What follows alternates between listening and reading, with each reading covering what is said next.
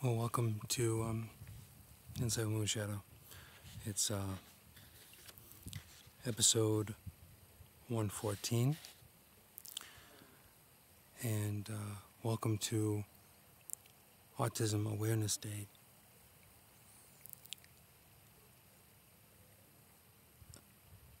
Now, autism is something that's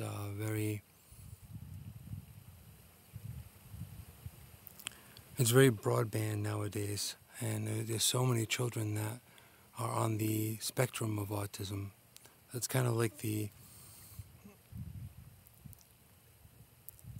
it's on the such a large umbrella spectrum that many people go into the autism umbrella.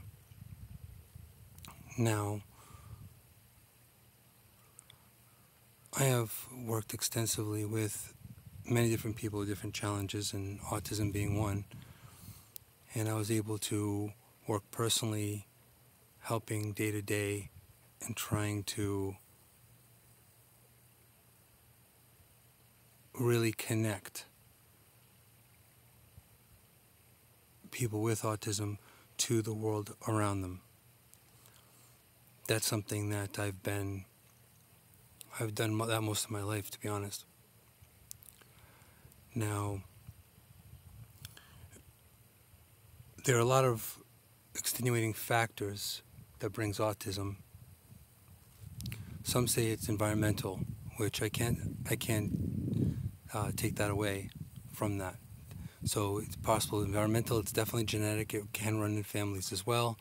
Also, age makes a difference on when the child is conceived, and if it's obviously a gene that runs in the family, either on the mother or father's side.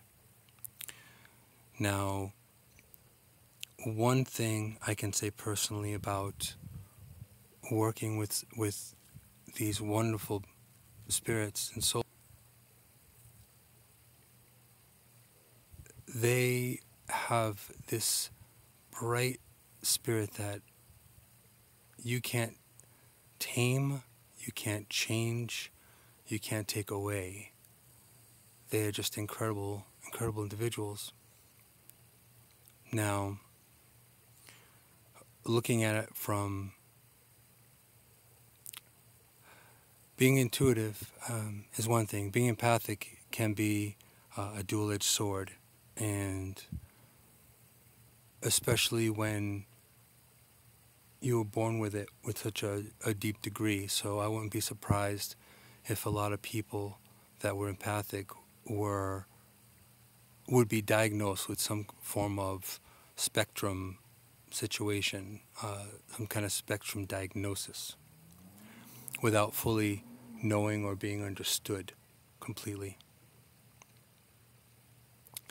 Now, looking at people with autism, we can talk about a little bit about what causes autism.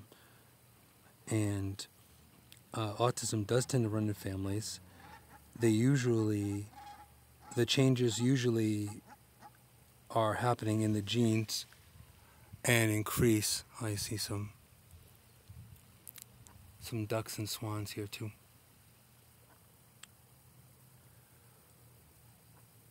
So if a parent carries one or more of these genes that change, they may get past the child.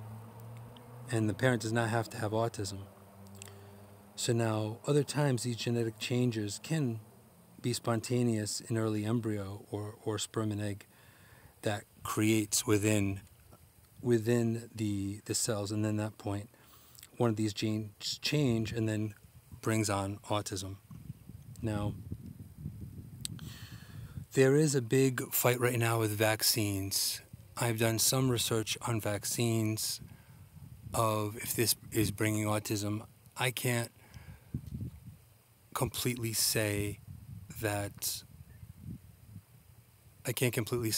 vaccines have play a big part of it. I think there are so many different variables and dynamics involved in this that make the difference. So that in itself, I think, is very, very instrumental in if a child ends up with some bridge, some branch of autism. Now, there's definitely a difference in brain chemistry, that's for sure. Now, part of it's genetic and part of it's non-genetic. A lot of it's within the early brain development. So it really depends on how. Now, granted, I have my own take on it from a different perspective as well. That is, if anyone knows me, a bit less clinical, but how a lot of it is stimulus as well. So within the realm of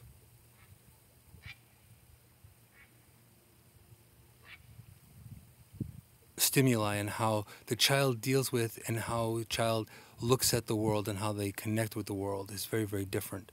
Now, even though autism may be something to do with genetics in the brain, I find that there's another part of this that definitely is connected in the soul itself and how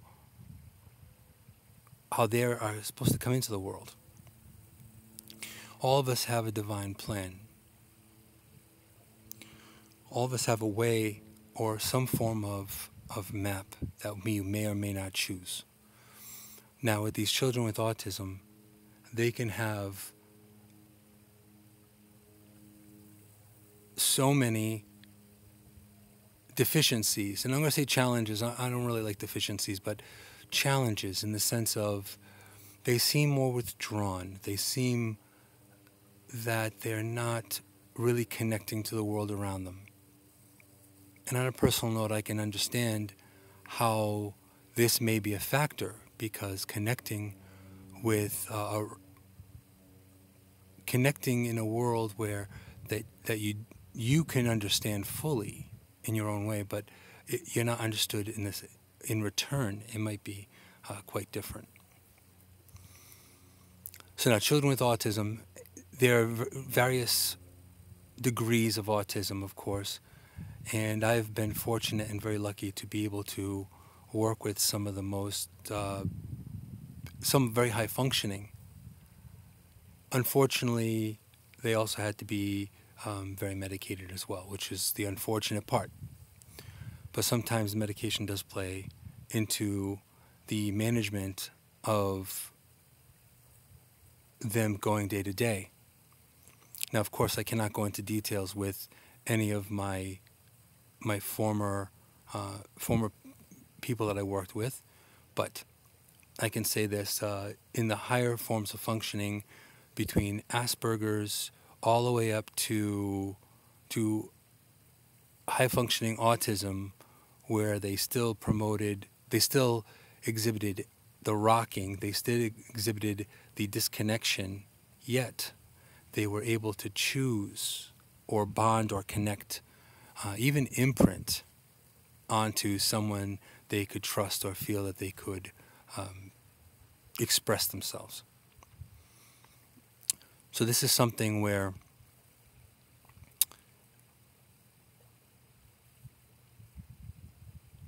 this world itself is an amazing world, and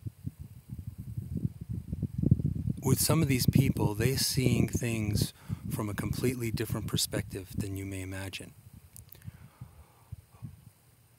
Going back many, many, many moons ago, what they used to do is they just institutionalized them. If they were misunderstood or if they had any kind of behaviors, they would just lock them up. And in locking them up, it was just basically shutting them away or abandoning them or ignoring them or setting them aside and going on with their lives. Some parents did this willingly and some parents did this unwillingly. Now, this has been going on for quite a long time until finally people stepped up and they actually disengaged the system, took apart the fact that these institutions were actually not helping. They were segregating as opposed to integrating these wonderful souls into humanity, really. There are a few people that I worked with that were on less medication, and that was really, really great. But see, it takes a lot to be able to manage. I've had and this is a gift and a curse as well, I've had the opportunity to work with such wonderful souls that they were able to still connect. Yet they didn't connect with just anybody. There was a really big sensitivity, a hypersensitivity and a hypervigilance with certain things. Yet if you really looked at it and you really spoke to them or you really tried to engage with them, it seemed like they were off in the distance or spaced out, when actually this is very untrue. What's actually happening is they are actually being bombarded by too much stimulus. They are actually getting too much stimulus. I get some swans in the background there, if you guys check out. So with people within the spectrum, a lot of times it's not that they do not want to connect. Sometimes it could be genetic, and it could be a brain synapse not firing properly. It could, and it's very possible. However, it's also the fact of the overstimuli affecting them. It's just way too much. So they can deal with a lot of sensitivity issues or sensation, and they could be bothered by different things like static. They could be different type of textures can bother them or irritate them. There's so many different possibilities and things that could trigger someone within that spectrum. Now, within this connection to the world today, a lot of these people don't necessarily always know how to function with people. They don't know how to function with, I'm going to say the word normal, but who knows what normal is anymore. But they try to function with the normal people and try to be accepted. So even though they have a challenge of not being able to connect or express themselves or communicate, they have the ability to see all, but just miss it. Now, this is the opportunity for Autism Awareness Day, which is today. This is something where present day, we have many children have been integrated into schools. My own state, my own hometown has been one of them.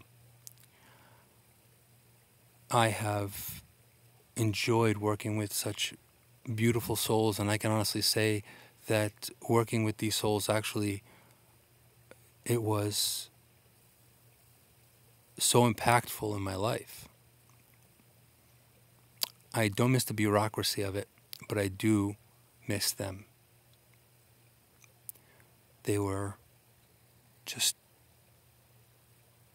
incredible. Now,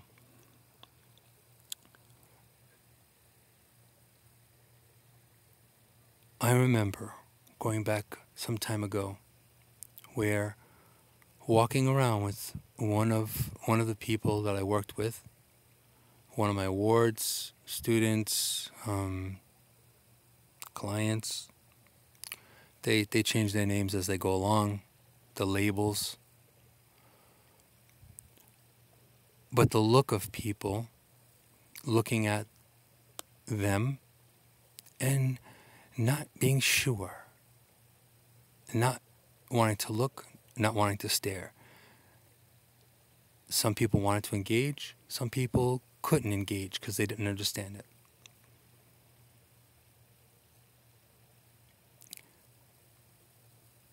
And luckily, as difficult as these people were, a lot of them had a feeling, and they kind of felt this is maybe a moment to engage, and they actually did.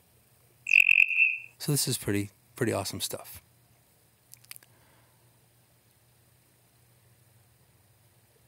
So now fast forward to this time frame. So many children are now integrated into schools. They have helpers, and they have people that, aides and extra teachers or assistant teachers that help them out. So now they are part of something, part of the group.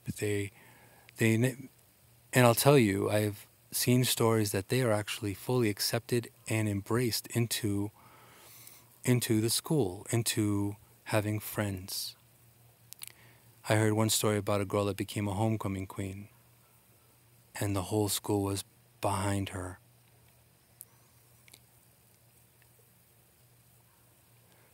In a lot of ways, this world is changing, and there are a lot of changes. And there are a lot of changes that have been happening drastically.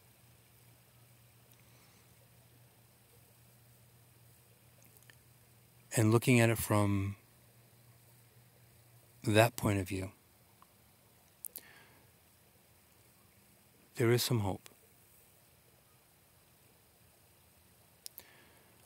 Now, if you would like to become an advocate, if you'd like to join the movement, you could do that. You don't necessarily have to have, someone that that is challenged. You could reach out. A lot of the information that I had researched was through autismspeaks.org. So there's ways to advocate, there's ways to fundraise, and there's also ways to just be there. When you see someone that's challenged, just smile at them. Give them a smile.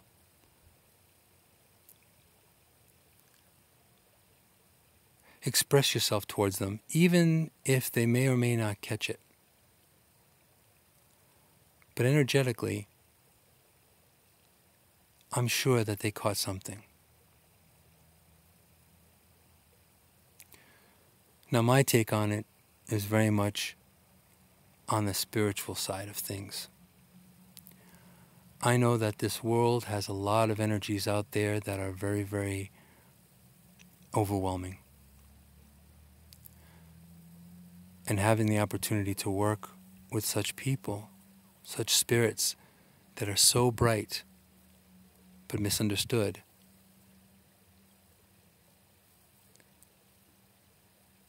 it definitely changed my perception of the world back then. And I can honestly say they taught me just as much, if not more, than I showed and taught them.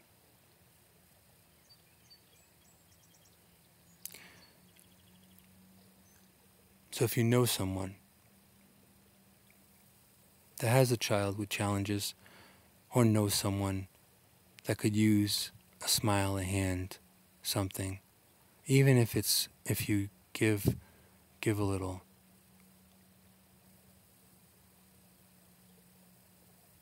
it'd be helpful. You'd be doing your little part. It doesn't take a whole lot of money. It doesn't take a whole lot of effort. Smile. If you want to do it directly. There's a lot of places, you have to research this, but there's a lot of places out there that they'll do hearts and shamrocks and things like that when you're buying yourself a cup of coffee or you're having a meal.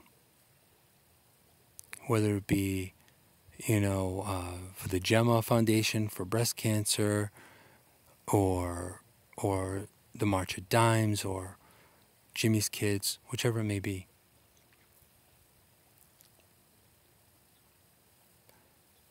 So I just wanted to reach out. And as a final note here, I hope that I can see the true changes that happen in the world, and I hope that works to the level I think it might. It'd be great to be around to see it.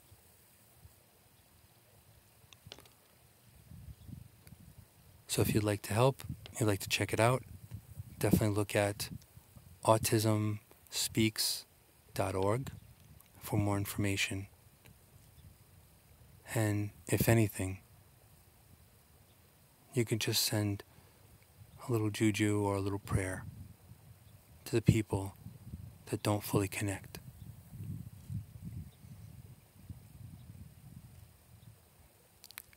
So I'm Moonshadow.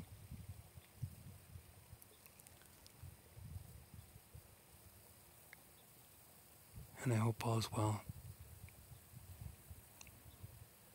Love you guys. Be strong, be amazing, be you.